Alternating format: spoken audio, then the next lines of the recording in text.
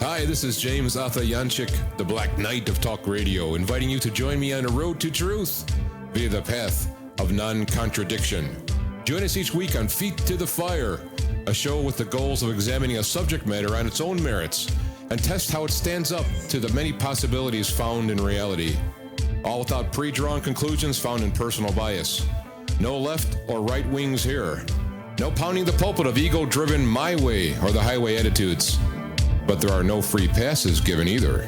Answers to questions are important, but equally important is the reasons and methods used to find the answer. The lack of contradiction is the final judge here on Feet to the Fire. Feet. Sunday evenings, 8 to 11 Eastern. Fire. How do you listen? www.feet2fire.com for more information.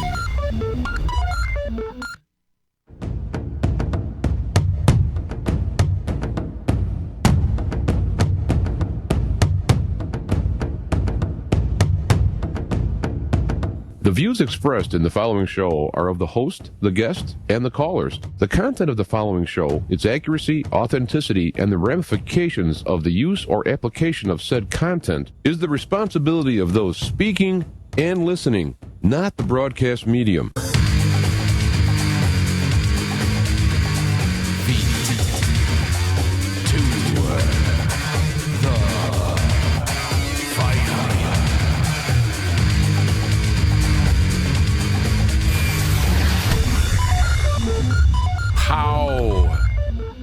Bam Zoom. We are back and we are live. Feet to the Fire.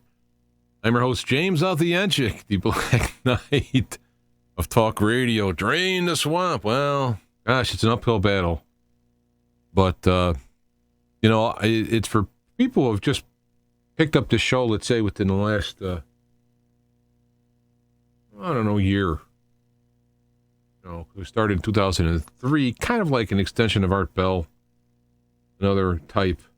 And those who have picked it up in the last year have seen me talk about things more, quote, political than my entire life combined since I was a kid. But it's not really political we're talking about. We're talking about a spiritual, we're talking about a moral plan here, which has happened many times in the past. The Bolsheviks in 1917, in the 60s and 70s. I can't remember exactly when it started. 60s. The Cultural Revolution, Mao Zedong. Both the Bolsheviks and Mao Zedong's group killed, 50 million people total, or 40 million people. And the fool is the one who looks back in history and says, that was then. It could never happen today. We're more smart. No. It's the same old story. I have books on tape is what I listen to. Well, actually, it's Audible. And when I really like the book, I'll buy the hardcover or softcover, used if I can, for reference. And one of the books that I bought, audiobooks, where you could probably look at my Facebook page. Let me do this now while I'm talking. I got to remember. I talk impromptu, though, so I don't really, I don't have a whole lot of, I could plan for things, but it doesn't mean it works out that way. Let me see if I got them up here. Let me just join you in on the search here. I'm looking at the various books. In fact, you can go to Facebook, hit the books, and you can see some of the stuff I've read. I don't know if it's up here. Some of these books are very good. Some of them are just, just time waster. I mean, it's like watching a movie. It's no. I end up now the stuff I end up reading or listening to now. I end up decoding for all the. Here it is. It's not really actually available. History of the ancient world, history of the medieval world. I think there were 4 of them, or 3 of them, and medieval world. And they go up to from the Roman Empire. I think is where that one ends, and then there's a so-called modern history that goes up. And one thing I noticed in common of all of this was the entire history was written of these guys taking over these guys, or internal struggle taking over. That's the whole history of the world. guy builds a great thing, a great king, and he's fair with his people, and his son takes over, kills his siblings, and turns it into and there's his father, the good king, so this is where it's been, and the whole idea of having people, the masses pick the rulers are, just another way to get people in using propaganda, and so forth. So they're the ones who are actually bringing in this propaganda aspect. But, I have a lot of things I think and talk about. It's just that in recent years, it's been so dominated. The recent year, it's been dominated by this current thing we're in. And so I'd recommend people to study up on the Bolsheviks and culture. Now, I'm not studied up on them. I got what do you call it? Once over, peripheral type things of them, but I see the connections without having to go too deep. And it's what we're in now. So that's why I've been doing it. First of all, if I'm going to do a couple of things, I'm going to have a couple of music news. I'm going to have some light stuff. I'm going to go through my stuff. We have a less visible commentary queued up to cap off the night. I do not have a prayer meditation request today. Let me get to that first. I had a guy on my show years ago who I used the prayer and meditation, which I've talked about for those who watched last week's show or listen. It's in there. Chuck Wilde, who is Liquid Music, just Google him and you'll find him. He gave me permission to use the song, and I've been using it for a while. I had no problem on the internet radio for years. I don't know how many years I've been doing it with this material. First time on YouTube, I get hit with a copyright, not a violation, but a claim. There's for those who aren't YouTube broadcasters, if you use copyright material, you can get a copyright strike where that's where they want to take you to court. All right, that's not common, but it does happen. Most of the time, you get a copyright claim, and either they'll ban the video in the countries where that copyright, the publishing rights are, or the whole world. I've had a video banned worldwide for a little clip I used. I had to take the clip out, re-upload it. But most of them will allow you to use it, but then they get the right to put a commercial somewhere in. I don't know if they put a commercial at the front of the show or if they put like a little banner at the bottom. You'll see these little banners down here, And so that's what happened with, and I'm not going to call Chuck and say, hey, because, hey, I did use his song, and what harm is it if there's a little banner ad at the bottom? It really isn't, because we are benefiting from his music. But it is a little aggravating, because if I was to try and monetize and actually make some money at this, I can't. In fact, I used to try and monetize the live show, but I got a green screen behind me now, but I used to have my whole studio out there, and when Google first started seeing me monetizing the live show, they stopped the monetization process until they can investigate everything on the screen to see if I had permission or owned the copyright of.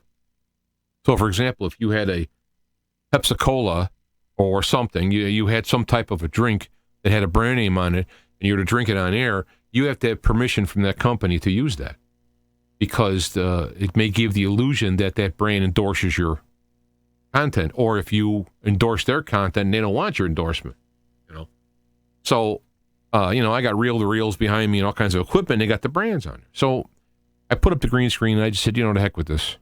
I'm not going to try even do it. It's not like I got 1 million followers anyway, and then you can get in some real money. You can actually make a living at it.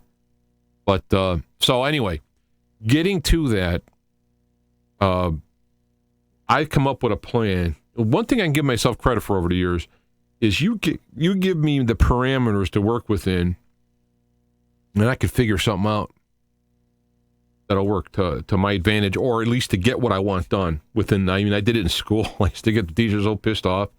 I had one teacher who said they give you a point per turned in homework assignment, and at the end of each quarter, they would take those points and add them into your test. When you add all the tests up, they'd add that in before they would take the average, so you can actually boost your test scores. So, of course, my thinking is, hey, I don't have to do any homework.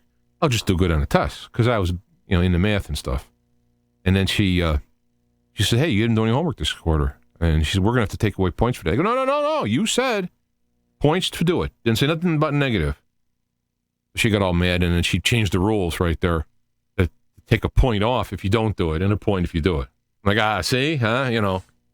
But I did this through the internet radio and all that. You know, I figured out ways to hook up voice when no one was doing it and video and all this stuff. But anyway, I came up with a plan, but the problem, here's the cost. Now, I want to ask people in the chat room, because this is going to be really where the only hit is. And hell, we got the Digital Diva, Darth Vader, Omar, these are Zindi, these are the regulars. And then some people pop in later. I want to ask you guys, because the way that I'm planning on doing this, you won't have a live chat in YouTube. But I do have my own chat system. You log on to it, get it, you know, with the password and all that. I can't remember if you have to, like, put your email so that you have to verify it. You know, that way it keeps out, you know, spam and knuckleheads and everything. So if I put this in place, what I will do is I will actually do segments of the show, and I will insert the potential copyrighted material stuff in between when I need to do it. For example, I was thinking of doing it today, but I wanted to wait and talk with you, my peeps, to find out what you think about this. One of the bands that I saw, let me go to this next story because it's going to probably go along with this. This last weekend, we had a festival in my hometown here of Shorewood, Illinois. And this band, Strung Out, real nice band, they play every year. The guy on the far right plays a electric cello, 6-string cello. So they play, you know, they do play a lot of, let's see the peace sign, they do play oldies, 70s, 80s, some 60s, minor 60s, and then, you know, they'll also throw a Who in and Deep Purple and Led Zeppelin and stuff like that. It's real nice, and they're there every year. So I'm trying to remember why I tied that in there. Oh, so one of the songs they played is Shambhala by Three Dog Night. And I love that song. The song is simple. It's nothing fantastic if you listen to the song. But it's one of those songs that just hits a chord with me. And it gets that connection to God going. Now, I'm sure, you know, Three Dog Night didn't plan this. Maybe the songwriter did. I don't know. But it's like this perfect, I get these songs, and I even wrote a couple myself, which I really appreciate, where I'll get this conduit to God, and I get an overwhelming sensation of love comes through there. I know the lyrics are pretty good. So I was going to play Shambhala tonight. But I'm going, you know what? I'm going to get a copyright hit if I do that. Plus, maybe you don't want to hear that. And you'd hear a 3-minute song and you don't want to do that. So by putting these segments together, I would pre-record them.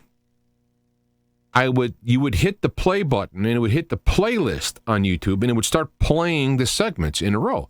And if you didn't want to hear Shambhala by Three Dog Night, you hit the next button, I believe, you know, the little double arrow button or whatever, and it will go to the next one in the playlist. And this way I could do these segments the way I want to, put the material I want to, and since you're playing the YouTube of Shambhala, it's on the original person who uploaded its deal.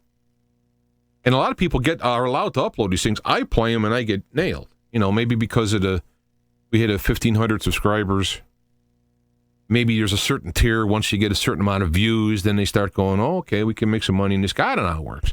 Some people say it's because you're alternative media and they don't want you. I don't know. But anyway, Strung Out, I want to recommend them. If you're in the Chicago area, the website is strungoutband.com. They're on Facebook as well. And you could check them out. They're really good. They're good guys. They're fun. It's a good night's view. But I was going to play that. And if you can't, just for the heck of it, after the show or sometime during the week, Google Shambhala, Three Dog Night, and listen to it. Man, I love that song. It is a fantastically beautiful song. All right, so there we go. We got that. Another.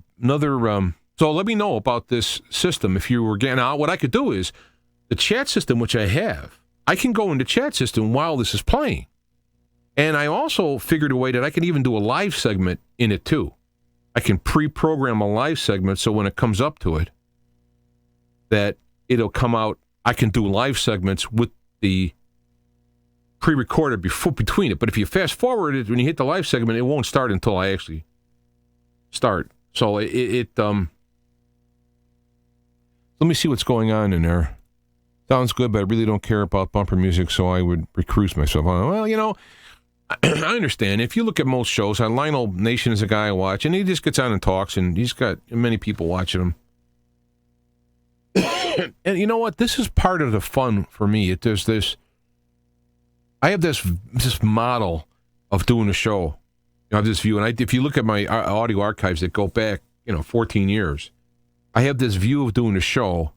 The opening theme I wrote and recorded, so go ahead and hit me with that copyright. But I have this kind of thematic. You have some kind of bumper that has a tie-in with the topic. It's kind of cool. Art Bell. If you ever listen to Art Bell, not Nori, but Art Bell, kind of like that type thing, because I listened to him throughout the early 90s while I was driving late at nights, and so that's where that comes from. So, I mean, this is kind of like a format, a fun format. It's creativity. I pick a song, I make the bumper, it ties in with it. I get off on that. It's like fun for me to do it this way. And I know most people just want the data. And for example, this stuff I'm talking about now is probably meaningless to a lot of people because they're going like, okay, so what's the news? And that's unfortunate because I'd like to have the experience kind of enjoyable.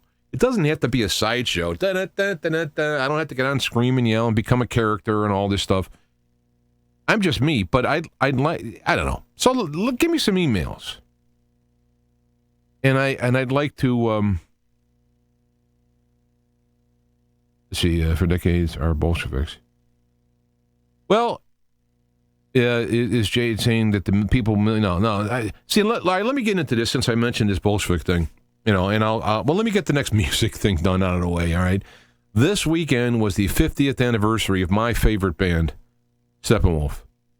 And unfortunately, a couple of the original members are dead. In fact, one of them just died recently. But I didn't get a chance to go down to the reunion, but I've seen them several times. I have all their albums, and so on like that. But I just thought I'd do a shout out.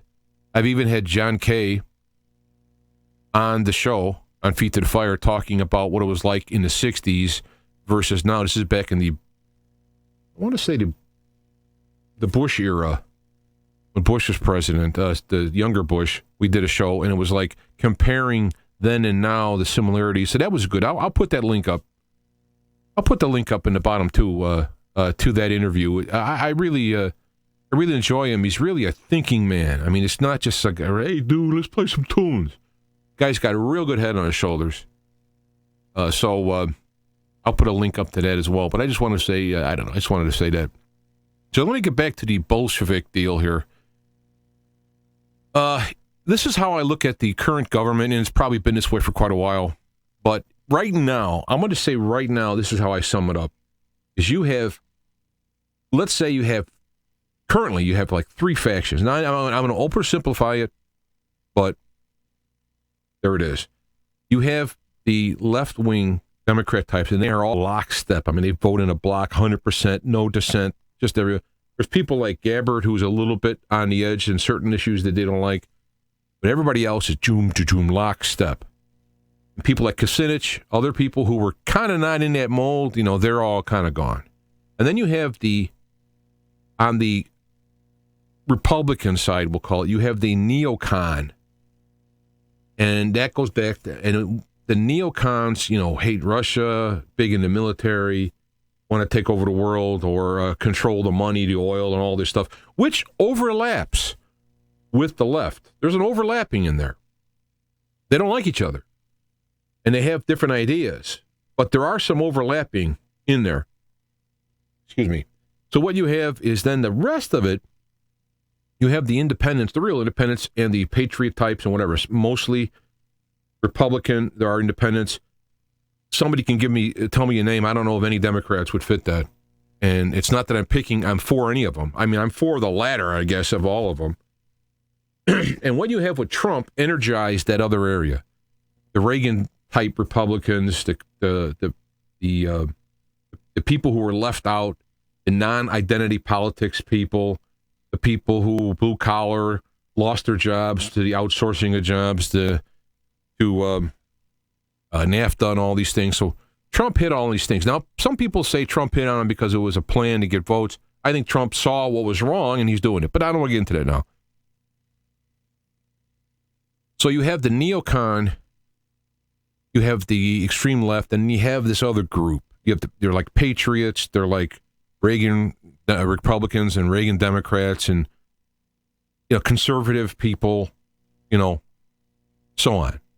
And I don't want to say Christian because the neocons have this kind of warlike Christians as well. So, I mean, let's keep that out of it, but just keeping this world government or constitutional government ideology. So you have this, and I don't know if it's not really 2/3 to 1/3, but you have this group here, and they overlap, so they're hanging together. So Trump comes in, energizes this base, which actually includes a huge amount of people. It actually is majority because they have done the checks on the voting, and there are a lot of people who weren't supposed to vote, and there would have been millions less voting on the Democratic side. But thank goodness for the Electoral College, and I don't want to get into that now. There's many good reasons why that's there. Not because we won, but because it did what it was supposed to do.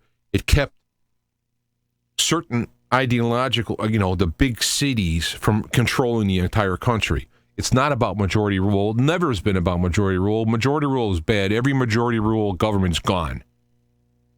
On the other hand, when you do proxy your vote to a representative republic, you have to hold those representatives' feet to the fire.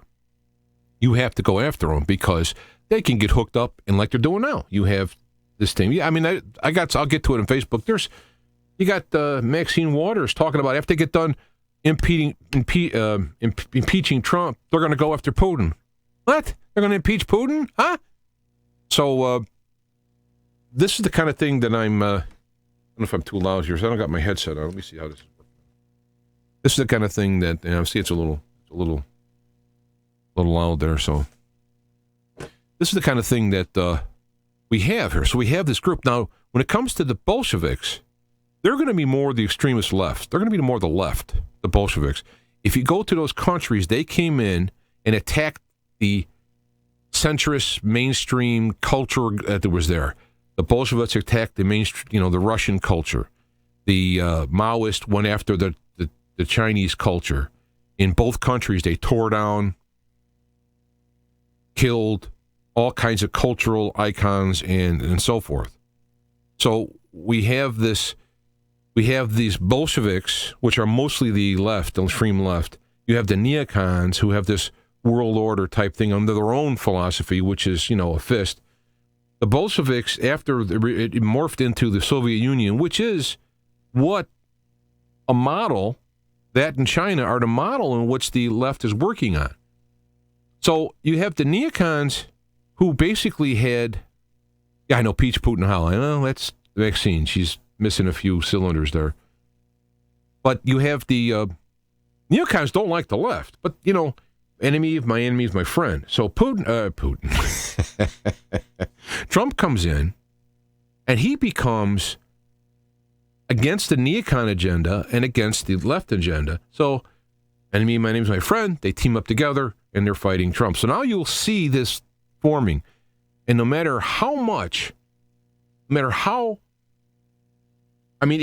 getting so extreme that if you're sitting back and you're just watching stuff, you're seeing what they're doing to CNN and MSNBC and all that, you're seeing this, and you're involved in alternative media. You got the internet, so you get different perspectives and information that doesn't get reported, like Venezuela falling apart.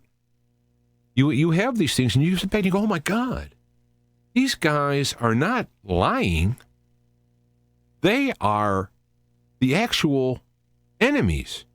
The Bolsheviks use propaganda when in everything. Now we have, cable TV and whatnot, which wasn't around then. And how the Soviet Union fell which is birthed from the Bolshevik Revolution down the way. How the Soviet Union fell were fax machines. People were doing their newsletters and they're faxing them around because you can't go out on the street. You can't get into mainstream media and so on. So you have this type of a system where they're faxing things around. And so that was the pre-internet deal there. And they had their own meetings, and they had to watch out for the people who were looking at them. Now, so now enter in the electronic media.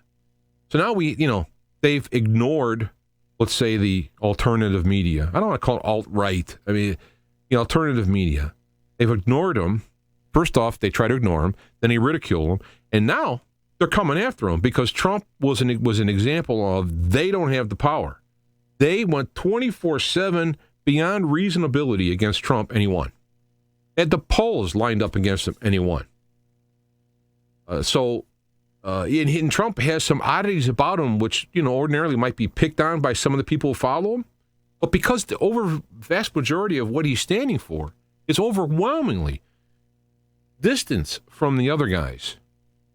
So this great big group of people in America picked one because we had a vote instead of a fight, like you did in Russia. This is where we're at. But now the fighting is like, well, they tried it in the beginning. They had the Black Lives Matter. They had the riots. They had these things going. It didn't work out too well. And they're trying their hardest to get at Trump. So this is what I meant by the Bolsheviks. It's not a even one-on-one absolute perfect, but you got to look in time, 2017. You got to kind of pull it out, new technology, different cultures. This is the American version of it. They're not the same as in, literally the same as in Mao's group, but it's similar. They're tearing down the memorials from the South, from the Civil War.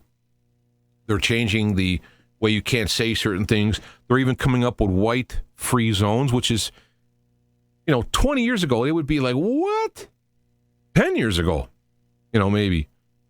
And so now they're doing this. So this is the aspect we're looking at here. And so you could pick at Trump, you can find problems with him, you can do this and that, you can do all these things.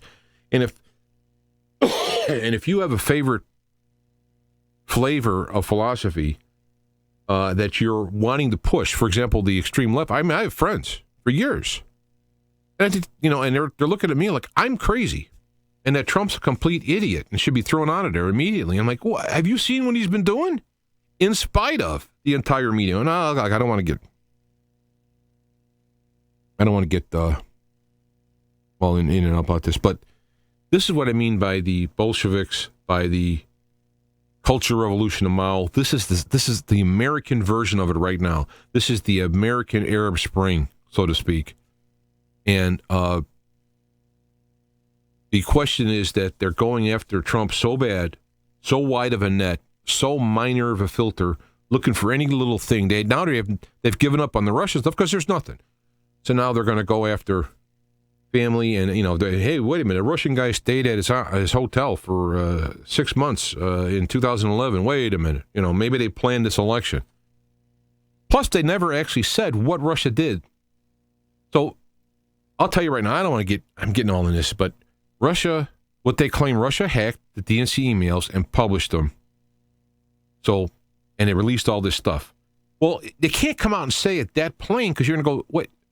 So what you're saying is you're doing all this illegal, immoral, terrible stuff, and Russia hacked them and put them out there, exposing all this crap that you're doing, and you're blaming the Russian because they play by a law, by bending the laws, and you can't go and steal a hack. And it's apparently Seth Rich did the leaking, and now there's more proof about how the data was created and transferred, and so they killed him. That's all fine and dandy, but they cheated by putting out on WikiLeaks or whatever. Okay, let me get out of that because I wasn't planning on going in it, but I wanted to answer to the chat room about the Bolshevik statement. All right, now let me get on to Bitcoin for a second. I told you last time Bitcoin was going through a crucial part in their existence where they were going to split and have a fork in the blockchain. And this is, first off, like Bitcoins and all the digital currency are all brand new. It's several years old now, but we're talking about in history. There's nothing to compare it to. You can try and do some comparisons, but so now that Bitcoin was the overwhelming favorite, it was possibly going to split into two chains, and they mandated this split, and no one knew what they were going to do, and so on. So it looks like the split has now gone into Bitcoin Cash and Bitcoin. I stayed with the original Bitcoin, with the old-fashioned method, with the old kind of people, and the Bitcoin has broke the $3,000 mark. Now it's $322.8, $3,282 for one coin, And if you look back in the archives, I'll see if I can find you links. I mean, I can find them. I'll see if I can remember to post them. I had a show about Bitcoins when it was like, it wasn't even sure what it was worth, under $1. So, Trump is a racist. No, he's not. He has such a diverse workforce for him. It's a ridiculous statement, Zindy. You're losing me now. But the Bitcoin, after this crucial time, it crashed down to $1,800 before this point. And if I would have had $1,800 laying around, I would have bought one. Another one. Now it's up to 328, 322, and it's not over yet. The plan is that they think that Bitcoin will become some type of a backbone thing, like a treasury or something. So Ethereum shot up too. Russia kind of gave a thumbs up to Ethereum. The inventor is Russian migrant to Canada, and so Russia might be thinking about using Ethereum as one, incorporating it in, not altering it, but using it in their area, and that took a big boost. So I just wanted to mention that apparently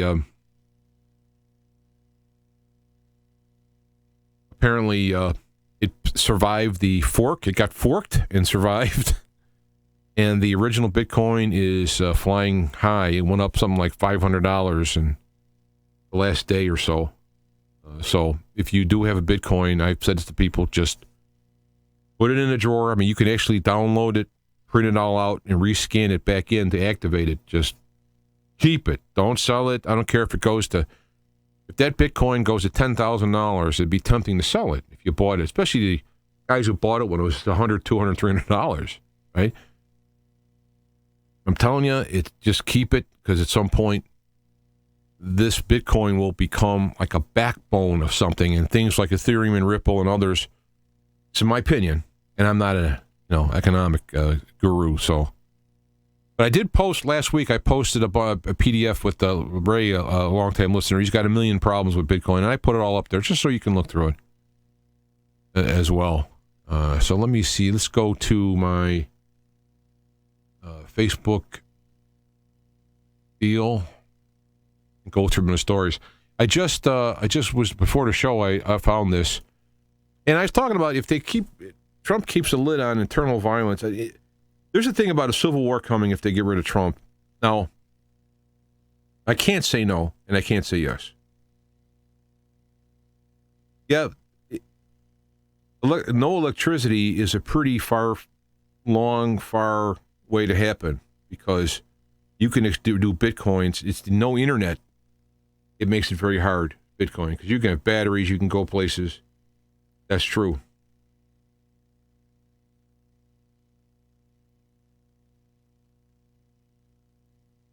All right. I'll tell you what, if you guys don't mind, I'll solicit stuff from the chat room.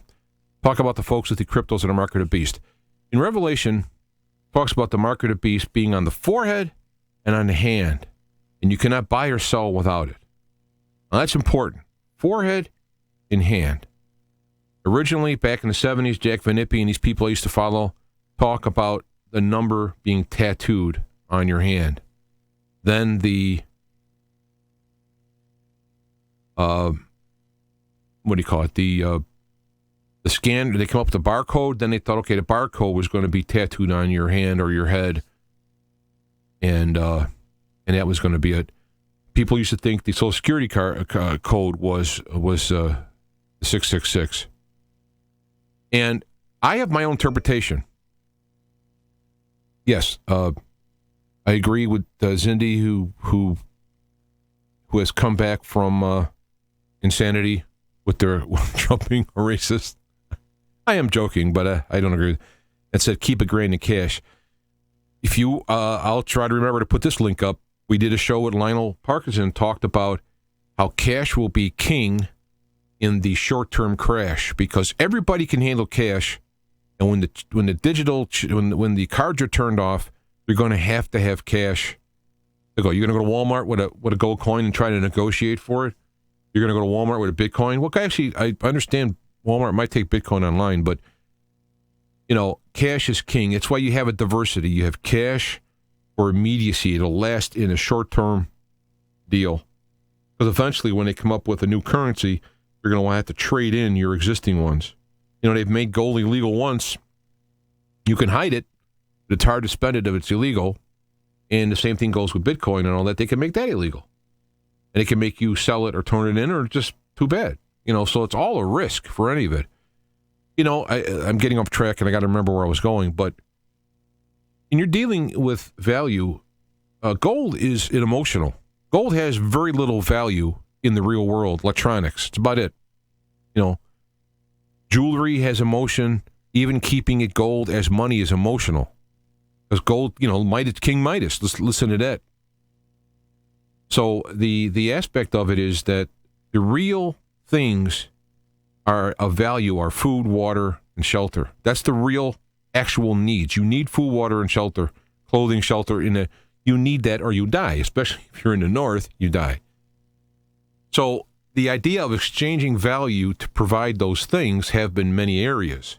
So you have to see if you store your own food, if you have some type of way to heat yourself, a wood stove or whatever.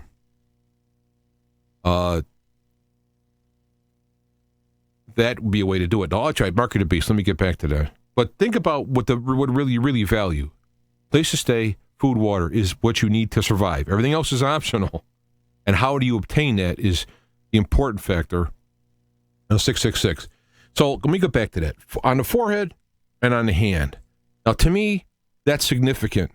To me, I look at this thing as not literal. They're going to put a forehead on your hand. I'm not ruling it out, but to me, what's significant about the head? What's significant about the hand? You can't buy or sell. You can't do business, buy or sell work without it. So what about your hand and head that you can't work without this particular mark? And back in the day when you signed on as a slave or as a worker or whatever, they can put a mark on you. So I read. I mean, I wasn't around in those days. So what I have come up with on this personally is that you have to commit to lie, cheating, and stealing in order. This is the lie, of course. It's not true, but this is what they say. You have to commit to lie, cheating, and stealing and evil in order to do business. So in your head, you're going to have to plan how you can cheat people. And in your hands, you're going to have to do evil, steal, thumb on the scale scenario and all this stuff. So when I say the mark of the beast and all this, what I'm seeing is the person has committed to lying, cheating, and stealing, both in action and in planning to make a business. That is the mark of the beast. And most of the things throughout with Jesus' teachings has been the principle. It's not a material act. The church and other people always turn it into something. You got to do this. You have to act. You have to do these rituals, and it's fine. So when people say the mark of the beast is going to be Bitcoin or it's going to be the Federal Reserve or whatever, it doesn't matter. It's the commitment inside, the cheat, and the action of cheating, stealing, lying. Selling tainted goods, selling olive oil that's spiked with canola oil. These kind of things is what it is. And a lot of people, well, my company included, think that they need to cut those corners in order to make money. I don't do that because I realize the principles involved. So I hope that answered. I think it was Digital Diva. I hope that answered your question. You could disagree, and that's fine. You can be more literal about it. That's fine. But this is where I've come to upon thinking about it for many years, and I'm always open for more. But let me get to the next thing. Going back to the Trump putting a lid on U.S. violence, the theory is that if Trump gets knocked out, you're going to have a civil war. Now, I am not sure about that. Because once you go hot, whether you bomb North Korea, Russia, Syria, or if you get a militia together in your neighborhood and go storm the local government and take it over, once you go hot, there's no returning, really. It's possible down the way there might be a general amnesty. I mean, for example, Putin did that with the Chechen rebels. They came to him, they kind of surrendered and said, we want to go, we were wrong, we want to go back. Could you give us some kind of amnesty? We'll fight hard for you, honest. And he did, which was very wise in a man. And they became great allies in that fight. Forgetting whether the fight was just or not, I'm just talking about the principles here. And one of the problems that I saw in Iraq is when they beat Saddam Hussein, right or wrong, they had the entire Saddam Hussein's army basically laid down their weapons and wanted to fight for the Americanized national, whatever, Iraq, the anti-Saddam Iraq. And they wouldn't let them. Well, what do you do with the people who were in army? And you say, no, you can't fight for us. So you just send out, 50,000, 70,000 people who are army guys. There's your insurgents. You just created your own army, your own enemies. So anyway, getting back to Trump, I know that the United States public has more weapons and bullets and whatnot than any other, most of the world combined, including their armies, except for the big ones, China, Russia, and that. And there are many countries whose armies don't have as much. And I know there's a lot of people who have weapons. And so I understand this is why they want to disable and all that. But I don't know what it'll take to make that commitment. Because once it goes hot, now the powers that be on the neocon and the left Bolsheviks have justification to go in there and get them racist middle countrymen who are doing this. So, someone says here, Sam Purple, the microchip sounds more like Market Beast. Could be. Again, because I'm not ruling out literal, but I will not do a microchip.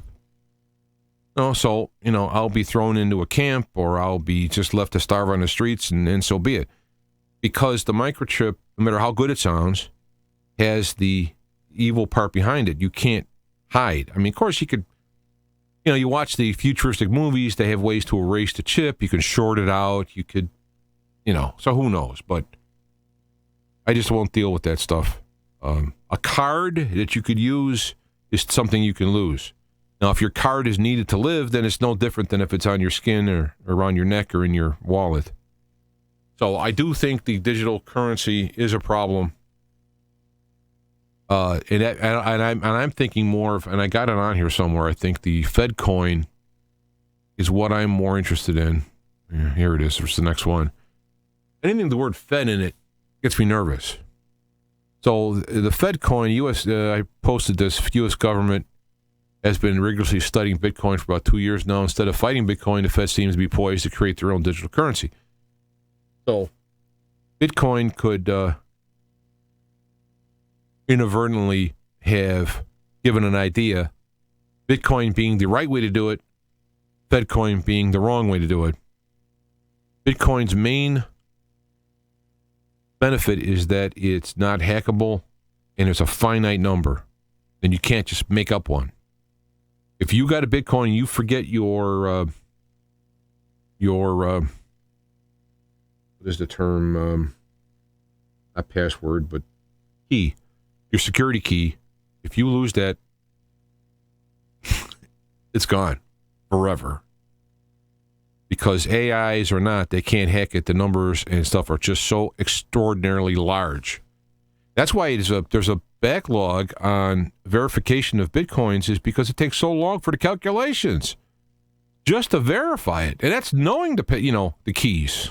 So, yeah. So, yeah, I drew the line. No chip. But anyway, so Bitcoin, Fedcoin, I would watch and be worried about. As I showed you on these other lists, there's many, many coins out there in the marketplace. Now, here's something I think is very important. I first, when you watch the news feeds, you get news from people who say outrageous things. Some of it sounds like, oh, I wish that was true, right? But then you look around and no one else is saying it. Hold on.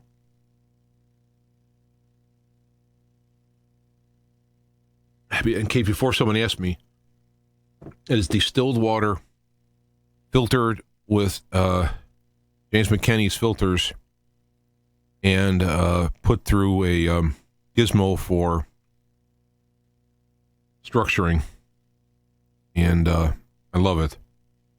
So here we got Debbie Wasserman Schultz in real trouble.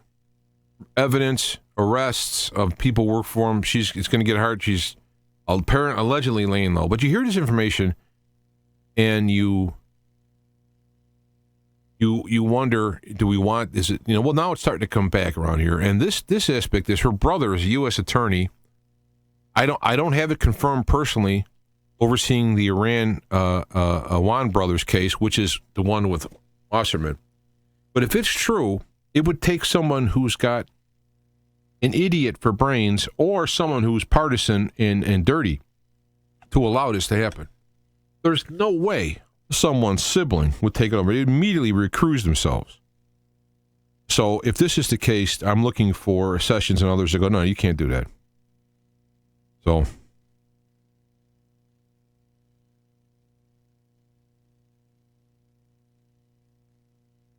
yeah.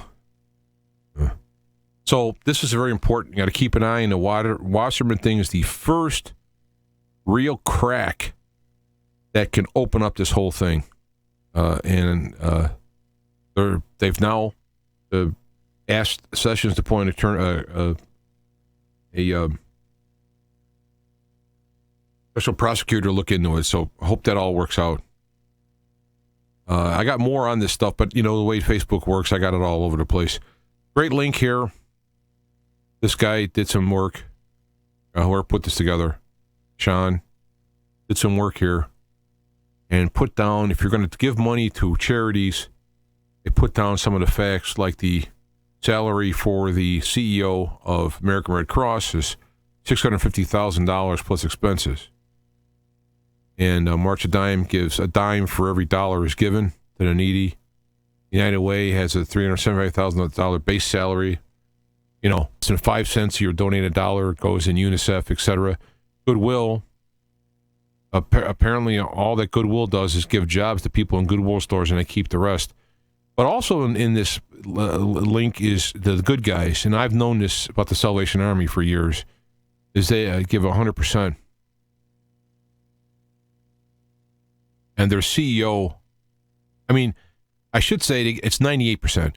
Their CEO gets paid $13,000 a year. The Salvation Army is run like an army. When you join that, it's a religion segment of Christianity, but it's run like an army. So you're living in barracks and stuff, bare bones and serving. So those guys, you might not like that concept, but they're extremely efficient in helping people. So and there's a bunch of other ones listed there. So I put that up there just so people can see. Julian Assange came out on Twitter. It said something to me I've said a long time ago. Oh, I don't know, last couple of years ago, let's say. Overwhelming majority of information classified is to protect the political security, not national security. Absolutely. Absolutely. So this is why it's national security, is because somebody else would get their butt kicked. Very interesting story here. This is nothing new, but it's good to see it coming out. AT&T mulling selling off major assets under Turner after Time Warner. CNN being one of them. That would be good to see that spin off, but it's still a brand, and somebody may still be able to work with it. This is Waters again. I would think that somebody in the Democratic Party would take it to the side and say, look, you got to calm down. Because you're like a spoiler here. You're letting it, what's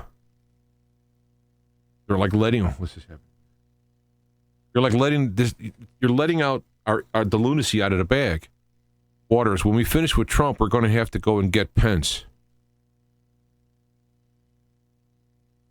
Trump doesn't have nothing on him. Pence has, let's say, less. In fact, Pence would be more of a neocon guy, and he'd play along. So, also, I posted, I entered a contest, which included one of the rules is to post this link to Smith & Wesson Model 500 gun, and somebody asked me, because they market this gun as a hunter, because, I mean, it's completely infeasible. If you've ever seen a gun in person, what are you going to do? Where are you going to, you can't hold that in. You can't hide. You can't conceal that anywhere. Unless you're like taxi driver, walking around with this giant.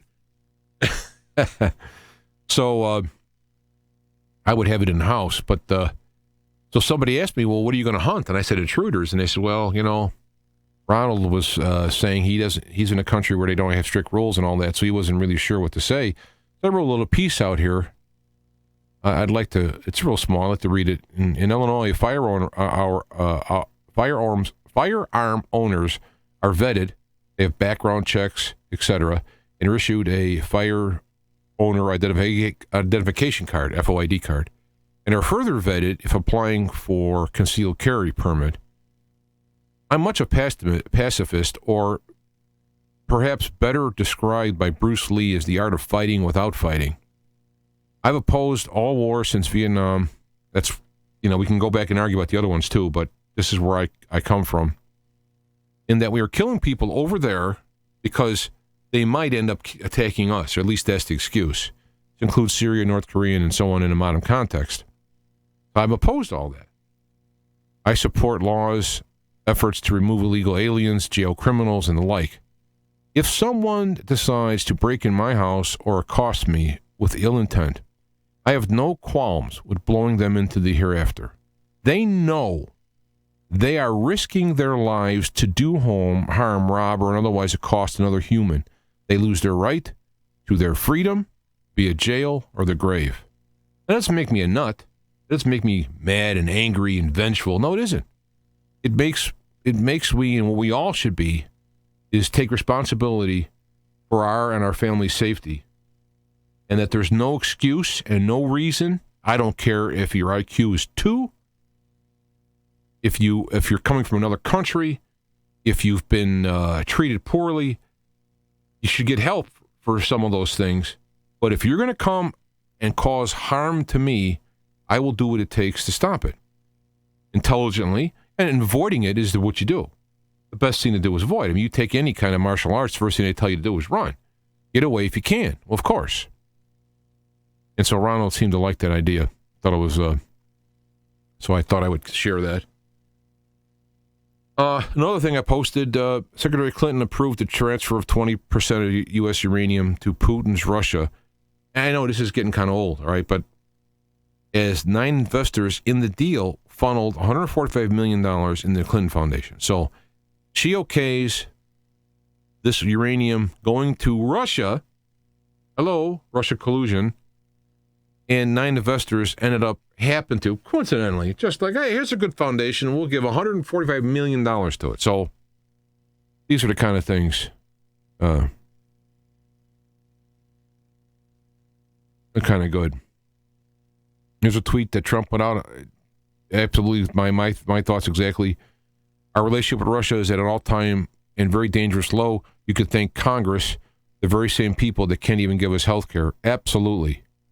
That ridiculous sanction package they put on there with a total of 5 no votes between both houses, Congress and the Senate, and it's just ridiculous. Just and they made it so that Trump can't do anything about it. Just ridiculous. And if he doesn't sign it, it's just veto him. They already got a veto-proof majority. So, I probably wouldn't sign it just for principle. But another thing to think about is there's evidence about that this Guccifer 2.0 guy who supposedly hacked the DNC, it was actually an insider at DNC. They saw the metadata at the top. It shows whose actual computer and whose software actually put together the package. So there's a YouTube link to show that. Very interesting. Here's something that I think would be mandatory at this point. And some say Trump can do this. I don't know. Maybe he can make executive order. I don't see how he can. But, again, I'm not a scholar in these areas. But Congress gets $10,000 in taxpayer money over their salaries to help buy Obamacare insurance. So, no skin off their back when I'm paying almost I'm paying almost $9,000 a year for single coverage with a $3,000 deductible. These guys are getting $10K on top of their salary, which is a little bit more than I make. Boom, that's got to go. In fact, I go a step farther. You make a law, you have to live by the law, period. They tried to do that, and they passed it down. And, that should be all over the media. That should be like, wait a minute. You're not going to live under the laws? But, of course, the elitist media go along with the elitists in government, and they wash each other's back and perhaps, get into the child porn and whatever. Speaking of Russian hackers, on a fun note, I love this guy. The crazy Russian hacker. He is on YouTube. He does these experiments. What happens when you put liquid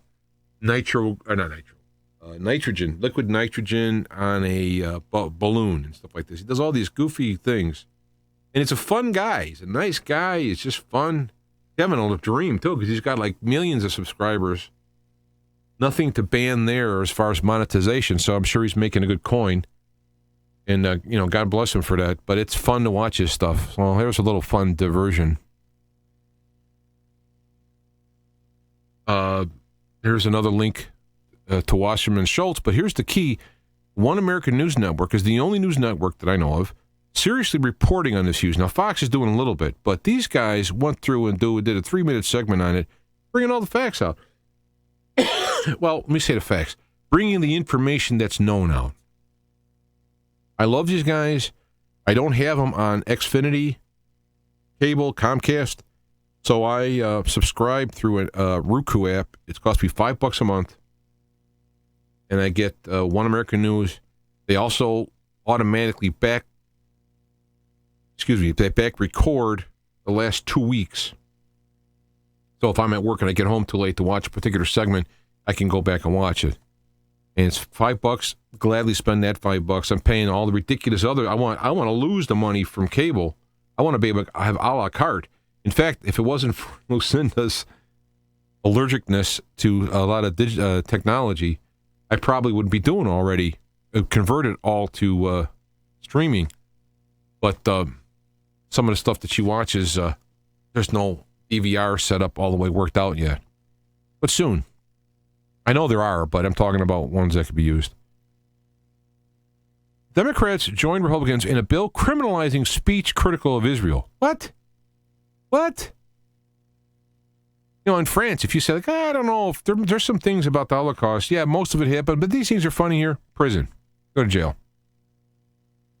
A guy did a thing, did tests on, he is an expert in building gas chambers. That's his company. He builds gas chambers, like for executions. Right? You could do it also for killing lice.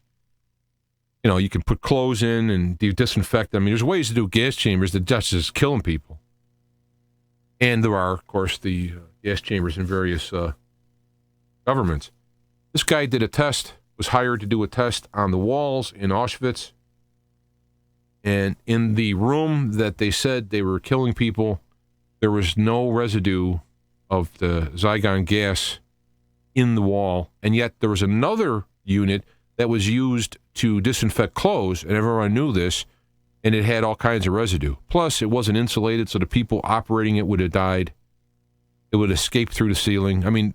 So the guy proved that particular building didn't do it. That didn't say no one else did it and didn't do it anywhere else, but that particular building didn't do it. Scientific proof, prison. This is what we need to do. We can't have anything off guards. You have to be able to question everything. You have to question everything. I don't care what it is. And truth is truth.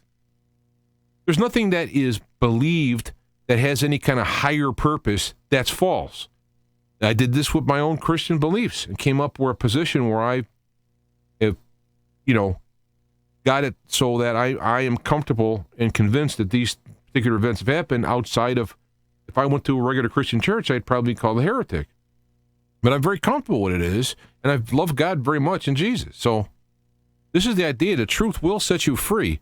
And now we're going to, and so you can't boycott. You say you want, I think Israel is a bad nation, I'm going to boycott them. Whether they are bad or not, it's irrelevant. It's your free right to not do that. You're not going to restrain. You're not going to go around and put a barricade around Israel. That's an act of war. But if you want to have a group of people sign on because of ideology to ban them, whatever country it is, you have the right. So they're coming up with a bill decriminalizing it. Ridiculous. And this is where a lot of this Bolshevism comes from, because there's a segment of the Jewish population as well as others involved in this. In fact, this is the thing we got to get through our head. We got to stop saying the Jews did it, the Jesuits did it. You got to get that out of our head. There's a class of individuals, psychopathic class of individuals that are present in all countries and all ethnicities, maybe more than some than the other. It's irrelevant, though. Because if you killed every single Jew that ever exists, every single one of them, down to a tenth of a DNA, or all of them. You got rid of every single one. What, are you going to have world peace? There's another people who are going to come, other psychopaths will come up and be the new psychopaths. They'll be leading that cause to get rid of those people so that they can. It's ridiculous. That's why I don't get involved in any of that stuff. I want to know truth. I want to know history. But you won't get me in the tar baby of talking ethnicity stuff. So, all right, I did catch up to last week's show. So I think I got to the things I wanted to. Let me look. Any other questions in the chat room while I'm getting ready?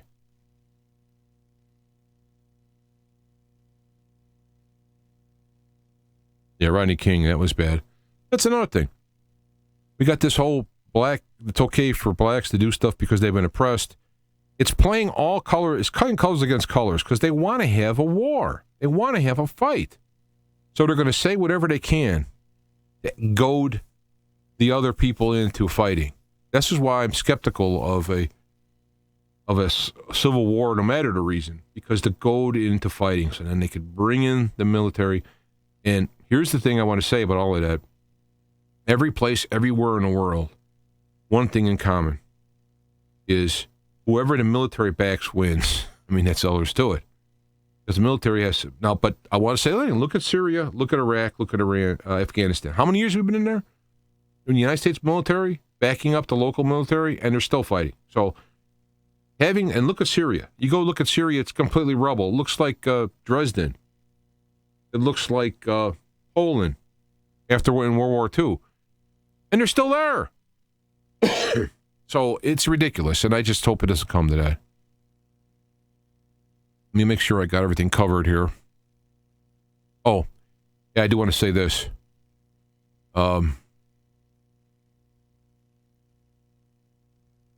Jim Mars died. I'm sure you've heard this a million times already, because, again, I'm on once a week, and he died earlier this week. Yes, I do. Somebody's asking about Christian Mull. I haven't seen his latest one, but I do watch a lot of his stuff. And I give a couple of bucks on Patreon for a lot of the stuff I've consumed from him. I heard that Australia is taking white farms as refugees. Yeah. I've heard stuff going on in Australia. I mean, this is the problem. You realize the goal here is not helping refugees. The refugees are being weaponized two ways. To come in and destroy the economic infrastructure with, welfare, healthcare, whatever, and these type of things. They're also being brought in to boost the voting booths whenever they can, whoever can have them for voting, whether it's here or there. That's the one tier. The other tier, the other weaponization is in terms of war, in terms of jihadists. So when you have the little percentage that does the jihad stuff, it serves a purpose. The bulk of them are coming in, and the bulk of it destroy the culture of the native country. And Jack Prosovic does a great job of poking like the tiger, because he if you follow him on Twitter, what he'll do is he'll show Sweden, he'll show a terrorist attack in England and France and all that. He goes, meanwhile, in Poland, and he shows everybody just having a good time, because Poland has had no terrorist attacks. They've had no trouble. Why? They have zero refugees coming in. Now, it's not... Stefan Molyneux did a great video explaining the refugee part of a country is the bottom barrel of people, the intellect, the talent, the ability to do things. They're the ones that are left over after all the other people moved away. So you're dumping those people. And I'm talking about this in terms of we all have to survive. We've all worked for things. You can take people there in their own country and rebuild things and take money and spend money and get 10 to 1, 5 to 1 on the dollar for helping them in their own country as opposed to coming in here and dumping it. So that's where that goes. Now back to Jim Myers. He passed away, and I liked him. And I had him on my show twice. I thought it was 3 times, but I found 2, and I guess maybe it was just 2. And this might give you a chance to go back and listen to these shows and how I'd like to do it with the bumpers and all this stuff. But I just like that. But let me go back to the webpage. I will put the links for these shows. Jim Myers, his book, PSI Spies, The True Story About the Psychic Warfare Program. And the other book was Above Top Secret. And I liked him because the guy was down to earth. Now, being a host and talk to a lot of these guests, I've talked to them off. Oh, I might have got the wrong screen on here. I talked to them off the air in between on commercials, and they'll give me, okay, we'll do this to really rev them up, and we'll do this and we'll do that. Just they're showmen, right? Jim Myers was not like that. Straight up on the phone, in person. Like talking to me, planning the show, on the air in the show. Same guy. And I always wonder why he didn't get taken out, because a lot of stuff he come out with was pretty good. So, I don't know, maybe they used him, because I asked him that once on the air. I said, well, how are you still alive? He said, I don't know. Maybe they're using me as the guy who gets the stuff out so they can say, see, we told you, Jim Myers wrote it. This is nothing new.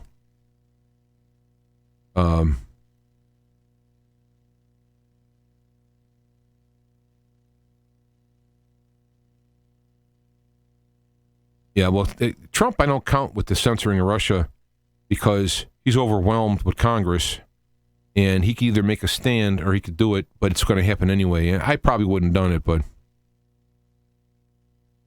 yeah, I'm not going to get into talking about other shows. Whether I don't like a lot, I like some, so I don't get into that. But I will put links up to my interviews with him just for the heck of it, so you guys can both hear that.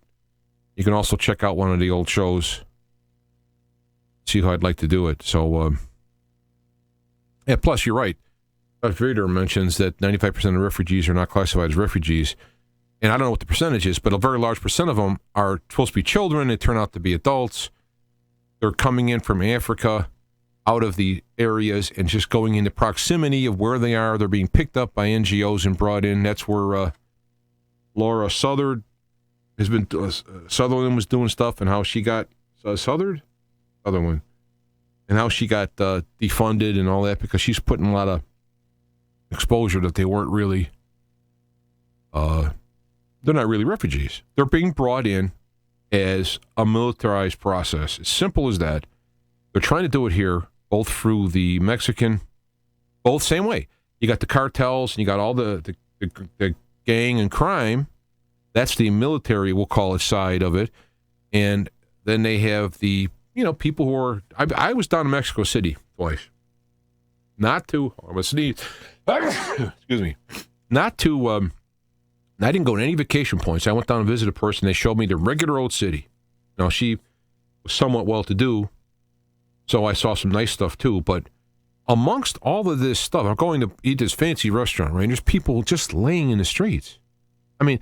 I'm in Chicago. I worked downtown in Chicago for many years, and I get people come up asking for money and stuff.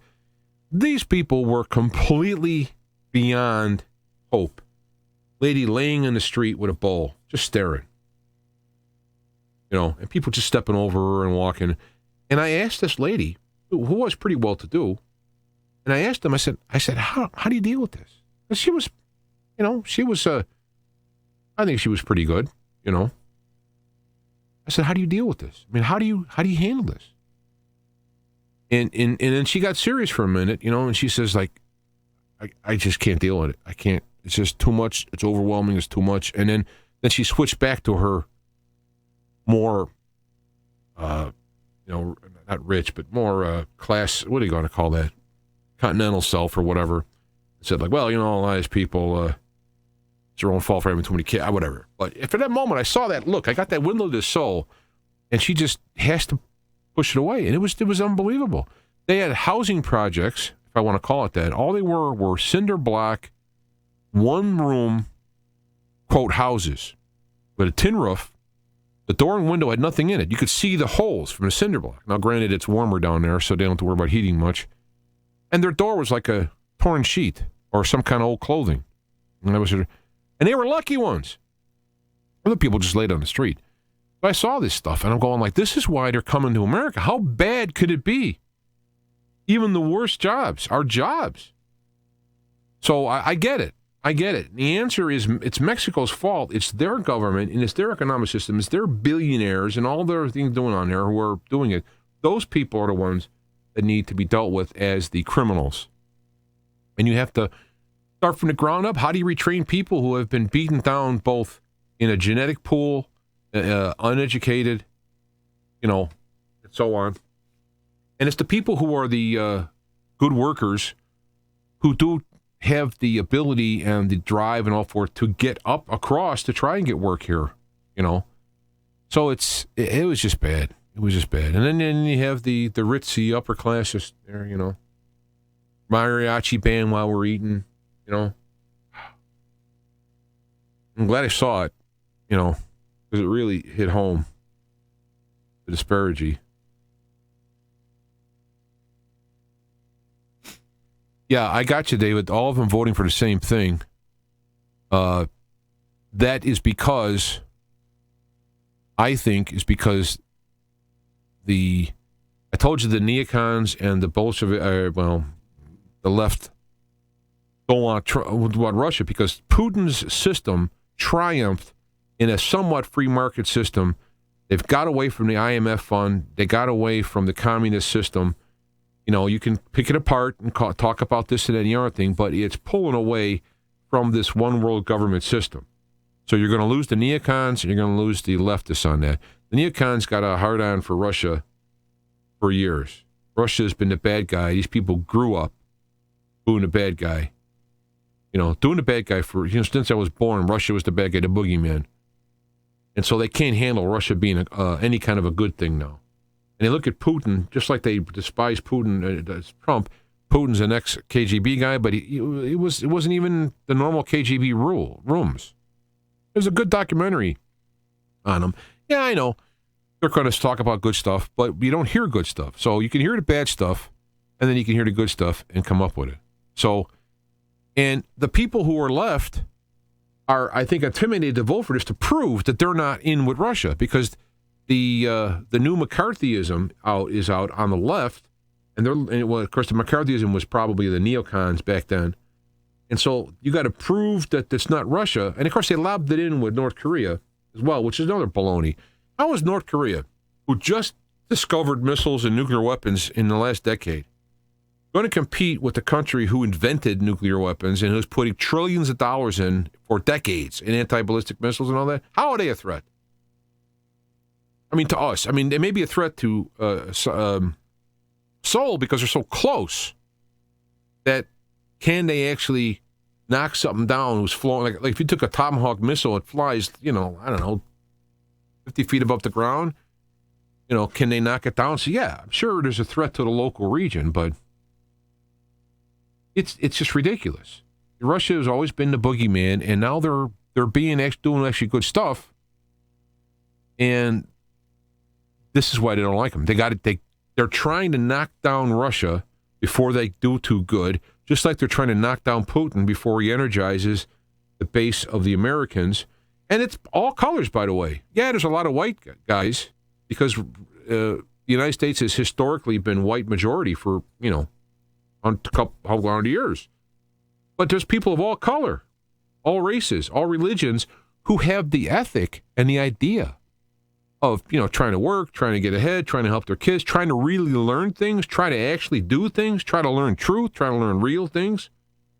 And they got it. So, Trump isn't a racist. And because you see a lot of groups of white supporting him, it's because a lot of the identity politics have polluted the various ethnic groups to follow along with this with this baloney. Yeah, you come with us and we'll get you stuff for nothing, or we'll get you a good deal. And, oh, you've been put down for years and now we're going to make it up to you. And they follow along with that baloney. And the great thing is, look at Chicago, look at L.A., look at New York, look at the ghettos. All these years, and they're still the same, right? And go look up some speeches by Malcolm X. I mean, I didn't know much about him. He died. I didn't know who he was. I just knew he was a black radical as a kid. I didn't pay attention to politics or nothing like that. And I listen to his stuff now, and it's absolutely amazing. Fantastic. He had it right on. He had it exactly correct. Exactly correct. And he was hollering on the blacks, listening to the white liberals who were the worst danger. You know, at least a racist conservative, whatever, was straight up. You know, and you think those would be the baddest guys, or not? I don't mean being conservative, but just a racist white guy would be bad. It's the liberals who work, because they got smiling faces. Sometimes can be your friend, and they stab you in the back. You know that song? So, all right. I think I got this Mars stuff in there. I'll put those links up. Also, I'm working on my website. I'm not a big WordPress guy. If you look at my old website, let me go to the webpage. My old website. Let me go back to the front page. All HTML. I've been doing it for years, you know. So, I got to that. Now, we're perfect at all this stuff, and I update a little plugin, and then nothing works, and I got to go in and fix it. And it's like, it's unbelievable, right? So I'm behind on transferring things over. If someone would like to donate to the show, I got links on the old website. I got a Bitcoin wallet that you can even send a Bitcoin fraction if you want. And I got U.S. mail up there. So if you're so inclined. But I on the new website, what's nice about it is it's allowing me to have a automatic tablet and phone-friendly system. So you can go to the website. It automatically makes it a phone website. You can listen to YouTube video live on your phone. You can listen to the audio on your phone or your tablet, which I had a hard time doing on the HTML. I had to find a player. It wouldn't work in this browser. Wouldn't work in that browser. But the mobile apps are more cross-platform friendly. So there's a lot of advantages to the WordPress. It's just I have to deal with it. Now, for example, I used to have 2 columns here. Now I got 1. Why did that happen? Because the plugin updated, and now you have to buy the professional grade one to be able to put two columns in. I'm like, oh, come on. So I'm like, I don't want to upgrade nothing anymore. I'm just going to stay with what I got. So I apologize for any changes around there. I just realized, oh, yeah, I also want to mention FreeJack TV. They are playing Feet to Fire on there. If you can go to freejacktv.com, or you can get an app for your Roku or Amazon Fire and all those things, and you can watch that, and other stuff are on there too. So you can watch it on the TV. Of course, through YouTube, you can watch stuff, but YouTube is getting pretty rough. So I'm imagining at some point, even though I'm not up there with the big boys with subscriptions and all that, I'm still going to be looked at, bad, because I am pretty level-headed, and, if I don't want to pat myself on the back too much, I'm pretty logical, and, on it, and it doesn't fit into the narratives, and they're not really going after people. So one day somebody's going to see me, whatever, and turn it in, and so Rob has worked over at FreeJack TV to put stuff up there, and he's working on his own version of YouTube. This guy's unbelievable, and doing a full-time job. It's like, I don't know, and a family, a newer family, too. I don't know how he does it. God bless the man. I've known him since I did the show. He's the first guy to syndicate my show on his own radio station. He's a great guy. He's in Canada. And so I also added a bunch of links here that were on my other site. So I wrote a couple articles and little things. But really kind of check out feettothefireradio.com. You don't have to log in or nothing. Roku is censoring YouTube. Well, I want to say, when you're on YouTube and you put out something, sometimes the content is not allowed to go out on Roku because it's considered a television. So whatever you have, the YouTube upload will say this is not available on your platform. So I don't know how much of that's Roku. I think it's the people who own the rights.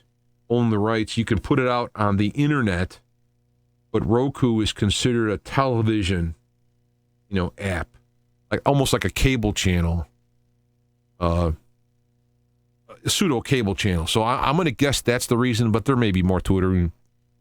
But YouTube, by the way, is the greatest thing that happened to the internet since the internet. And it wasn't for YouTube, we wouldn't be talking about all this stuff going on. At least we'd be farther behind, because people can put together nice documentaries, put them up on YouTube, and get a lot of information out.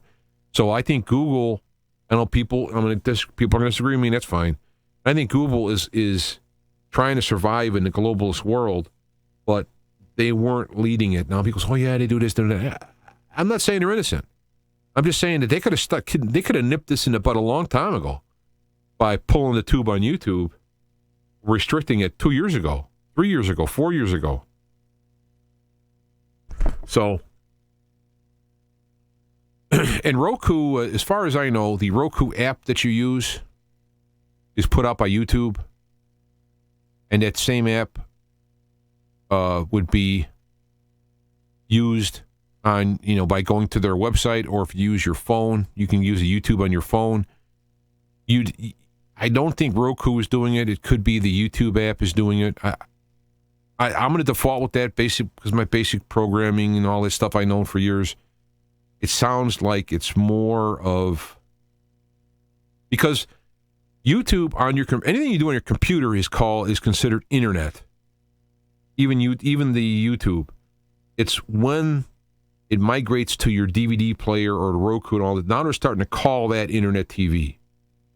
So this is where I think the lines are starting to be drawn. And we'll see. And let me know about that. Send me links and keep me updated. I want to expose all of that. Boy, I went way over here. I'm hoping it was beneficial. But I wanted to get to less visible stuff. We'll call it a day. If you have stuff you want to talk about, I like talking. See, again, I talked about this thing I wanted to do. Well, I'd have to lose the YouTube chat room to do what I want to do, or I'm thinking about doing. Or maybe I'll do it on occasion. But I do have a chat room. If you go to listen to the live audio page, which I'm going to have to turn off because it'll start playing the live audio, I think.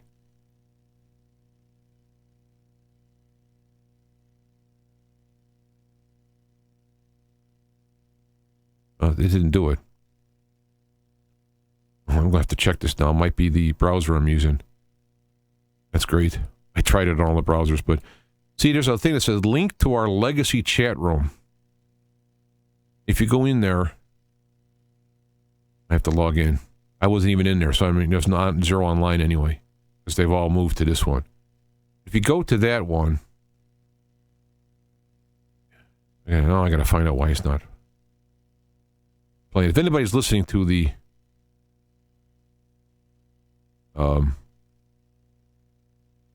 the chat is good. I like the idea of having direct class. I like the idea of doing a live. I just logged off my own site. I like the idea of having a live show. I like talking. I can deal with the people. So maybe I could use this other system for certain shows, because sometimes I have trouble doing a show at night for some reason. Maybe I can plan it in earlier today. So I'm not doing this for me. I mean, I'm doing it for me because I learn stuff, all right? So, but I want to share, and I'm open. It doesn't have to be my way or the highway. I'm not in this for some kind of internet stardom or whatever, but I do want to work effectively so that my time is used effectively, because I have very little of it, and I want to have work with the people who are taking, you guys are here in the chat room, you're taking your time out of your day to come here and listen live. You could download this tomorrow, or for that matter, in another hour, and yet you're here. So, that's important. And so I want to take that in consideration, because you people listening live, frankly, are the most, I don't know how would you say it. They're kind of the most important in that people are sitting down, taking their time out to hear it live when they can listen to it later. So that's why I'm asking to see how you guys would like to do it, especially a lot of you guys keep coming back. There's people who come in. I don't remember seeing David Null before, but welcome. And a lot of these people keep coming back, Digital Diva, I know, and so I want to try to work it out. So try going to that other chat room just for the hell of it and logging in and just seeing, so that in the event I have to do something. Also, if you go to Feet to the Fire Radio and you sign up for the newsletter, I don't pay attention to the emails. They're not shared or nothing, so you don't have to worry about, like, you're going to... The email program that's built into it, I mean, newsletter program, it does have code that runs in it, so if you have one of these code blocker stuff, which I do, you have to give permission, but as best as I can know from looking at behind it, doesn't do nothing. So I can put information in there to help. I used to have an old school email thing. I stopped using it, and I had a hell of a time because I had spam companies were saying I didn't do this right, do that right. This is working out. And if you do sign up and look in your spam bin and then okay it in your spam bin, however you do it. Easy if you're on like Gmail, you could just say not spam. You don't have to worry about it again. So, this is not my job. I'd like it to be, but I can't afford it. So I'm doing what I can, and I'm working with the people around it. And so if it gets too much for me, I can't. But if I can do something to help other people along the way, I will do that. Remember freejack.tv? Check out that. If you got Roku and those people, free app. There's a subscription side and a regular side. Regular side shows a lot of stuff, but remember, it costs you money to do this. I forgot what the subscription is. Under $5 a month. It costs money. You know what? I'll tell you right now, just to have the server is costing me $80 a month. Just to have the server for this stuff. Now, that's not a lot of money, but it's $80 a month. And then I got to pay a special internet fee to have a higher bandwidth to be able to do this. Now, I'm not complaining. I'm just saying it does cost something.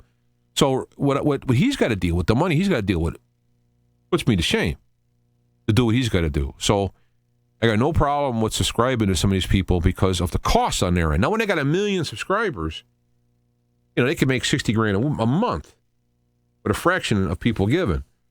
So, but especially when people are starting out, it really helps. All right, now I'm funding this for my job, but so if I can't work, it's all gone. But anyway, I got off on a tangent, but I'm really pitching for Free Jack TV is what I'm pitching for. Those are good guys. Let me get to the webpage. He's a good video guy. It's what he does for a living. I mean, he started out, I'm kind of jealous of him in a way, because he started out wanting to be a video producer. He went to school, got degrees for it. Now he's a video producer. And here I am driving a truck. So, whatever. Not that it's wrong. Not that truck drivers are bad or wrong, but anyway, so check that out, Free Jack TV. Let me go to Less Visible before it's too late. And I'm glad to see you all out here. And I will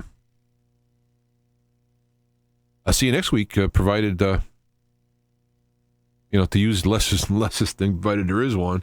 And I'm still, I was sick that time. Still not doing great. So it kind of let me know my mortality. And so I really like to use these remaining years, whether it be 2 or 50, to the best interest of us. So, yeah, I've thought of Patreon, but I'll tell you right now, I'll put up a Patreon, and you're going to see hardly anybody. I mean, I used to have ads on the website, not invasive ads. I used to have people sending money. Back in the day, I had having a problem with the job I was at. I was running really behind for money. I didn't know I was going to make rent, literally. And that's not without these costly servers. And somebody sends me $500 for Christmas. Boom, took care of it. So I've been provided for. And right now I have enough to do it. But you need to have a lot more people watching you to get the percentage you'll actually give something. So I'm not even thinking about at this point not being able to survive on it. I got I'm almost 1,500 subscribers. I did, and I guess some people unsubscribe. So there you go. I'm subscribed. I don't like this, and I'm subscribed. But you need to have, 100,000. Now you're talking some stuff. So, by the way, if you're not subscribed to YouTube, here's a good thing. Hit the little subscribe button, and if you hit that little bell or something on there, you'll get a message when I do something. So,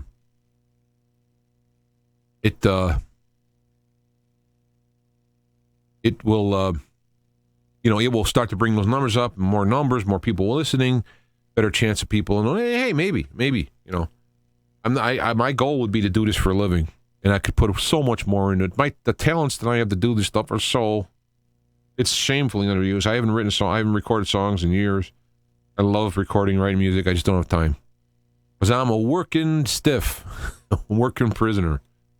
You know, and it's my fault as well as the world around me. So anyway, enough of this moaning. Let me get to Less Visible. And again, thanks for hanging out.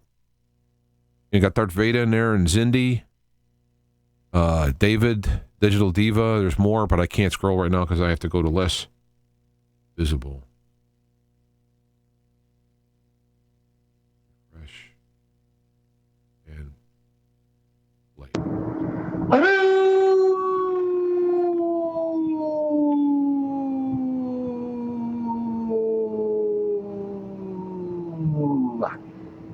Yeah. Greetings and welcome to Dog Poet Transmitting. Greetings as well from the Arcturian Brotherhood and the Sirius Cluster, who wish us all the best in these times of apocalypse and are assisting as they are able. I need to point out that though I am influenced by members of these cultures, I do not channel them. I do not charge money for ridiculous enterprises like so many New Agers who in this age of ubiquitous ignorance and self-centered obsession are able to find all kinds of gullible individuals to scam out of their resources. Probably not necessary to say any more on the subject. James just wrote me, James Jancic, the host of this show, wrote to tell me that he was going to be doing a lot of new things with this broadcast tonight, and he would hope that I could get this broadcast out to him ASAP, which put me in a bit of a kerfuffle, and bang, bang, I'm just trying to get this done. I hate to make it sound that way. No, I am with all that is available to me, invisibly and visibly, attempting to bring forth you something credible and useful that may assist all of us in our lives, including myself. I've not much idea of what I will say. What will we talk about today? Well, the ineffable, of course, that is always the case, and maybe a personal matter having to do with the blogs. Let's get that out of the way first. As much as I have enjoyed the things I do, sometimes it's a grind, and as the world gets crazier, I run into crazy.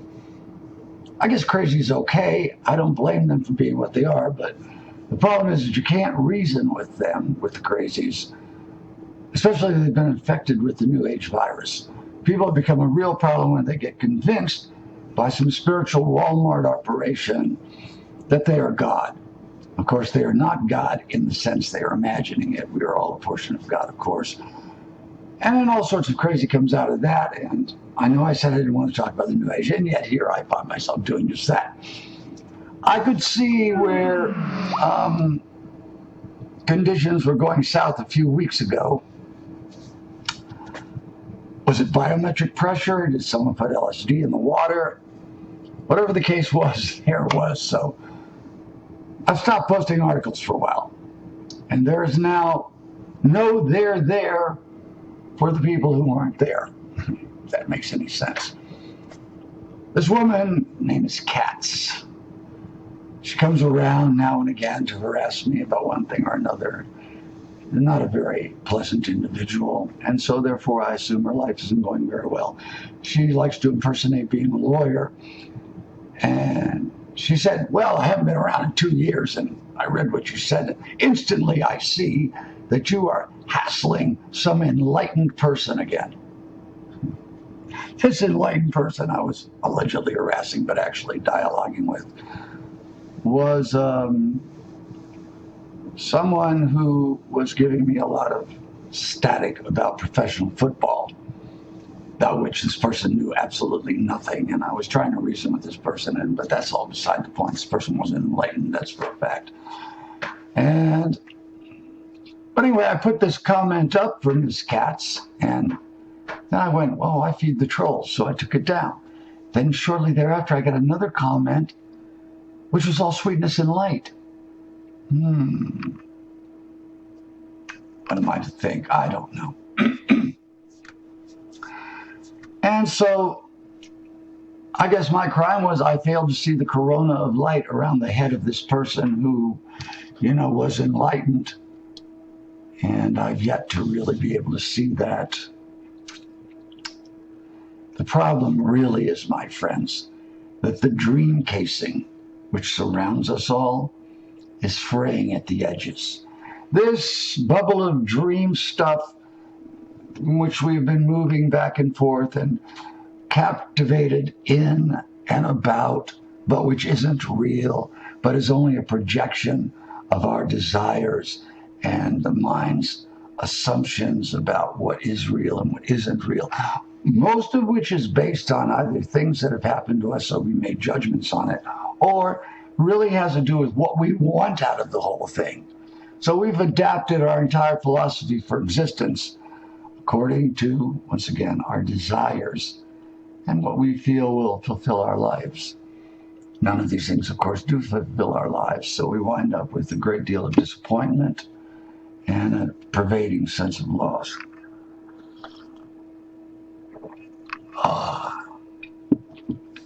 My friend has a really nice espresso machine, and so each morning I have some wonderful coffee. It's quite late already. I didn't get up till 11 something. I hadn't slept for days. And this kind of happened because, well,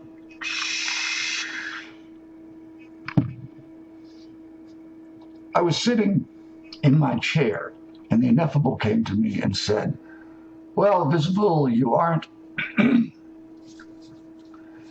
performing at a level of focus that I was hoping for from you, and you're not showing the kind of commitment that I was looking for, which is my constantly being aware of the ineffable in all things. And I want to tell you, it isn't an easy thing, because there are forces that exist to cause us to be distracted from doing that, so that when we finally get there, we are as firm and concentrated as a person can be, having dealt with all the high winds and other sorts of things that come along and give us problems with it. So the ineffable said, well, I'm going to give you a little taste of something that may help you out here. And the next thing I knew, I was trembling in my chair, shaking, much like the Shakers used to do back at a couple centuries ago. They're the people that made certain exotic and wonderfully crafted furniture. But they used to shake in their chairs. And this was indeed a Kundalini effect of the sex force in its attempt to be channeled to higher states of being. And if people are captivated, as they are these days, more and more by aspects of the new age, the ground they're on is increasingly more and more unsteady, and their gyroscope can't stay in the proper relationship with the constant vicissitudes and transformations going on in our world that are happening very rapidly. And only one thing really is going to stabilize us and allow us to progress as we should, and that is love.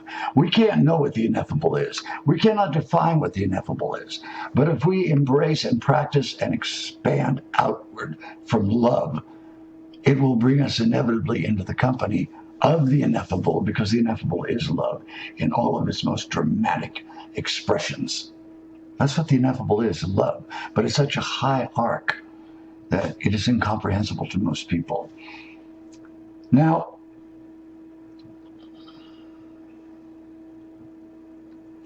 it reminds me of that song, Love lift us up where we belong, or where the eagle flies, something like that. And that's interesting, because the eagle is known for its keen and penetrating sight. And what is the eagle symbolically in this regard? Our transformed sexual nature. And what is our unregenerated sexual nature? The scorpion, which has a capacity to sting itself. That is the unbridled sexual force in its ordinary expression as it surrounds us.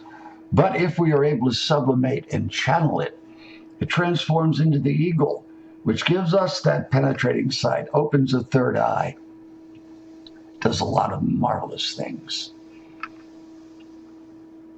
Well, and what does this force transform into? Higher and higher octaves or expressions of love. Even the simplest of us can comprehend the power, majesty, grace, and beauty of love. You don't have to read thousands of books and plumb all kinds of arcane metaphysical intricacies that will just confound and confuse you and possibly get you into trouble. You need only to become aware of love and allow love to express in you, because love is also unity. Love creates unity and will then create a resonant unity with you and the ineffable. Oh, what a wonder. Oh, what a consummation devoutly to be wished. At least that is the case for me. But anyway, there I was trembling and shaking, and it really disturbed my friend, who said, "Are you okay?" Came over and was like, and I said, "Never better."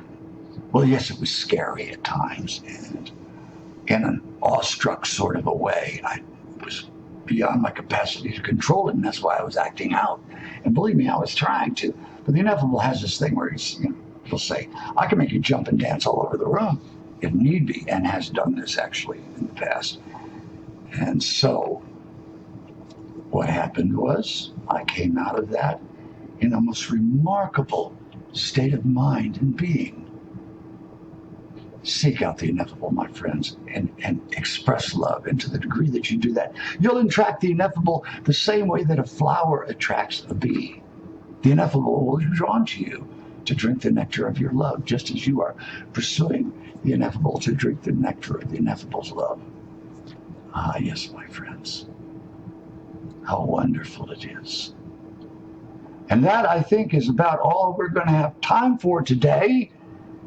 And, oh, I got to tell you, I had to use the same old camera setup. The cable is not fitting in my new camera. Well, it's pretty old by now, but my new camera and cables I'm getting aren't fitting in anything. I have no idea what that means, but next week I hope to have this together after going to a camera store. So I'll see you next week if there is one, and we'll have to wait a week for that, and we'll see you. Well, he's already said that. Next week if there is one. In the meantime, Hare Krishna. Meecham Ambu Guru Bawa. Much love, Lady Tara. La ilaha illallah illallahu. Visibly you're on the mark. Haven't quite woken up yet. Greetings, my good friend, Lord Ganesh. Om Amitabha. Hail, Lord Jesus Christ. Carry on, Bahula. Aloha, and Adu. See ya. God bless you, one and all. Much love. Much love.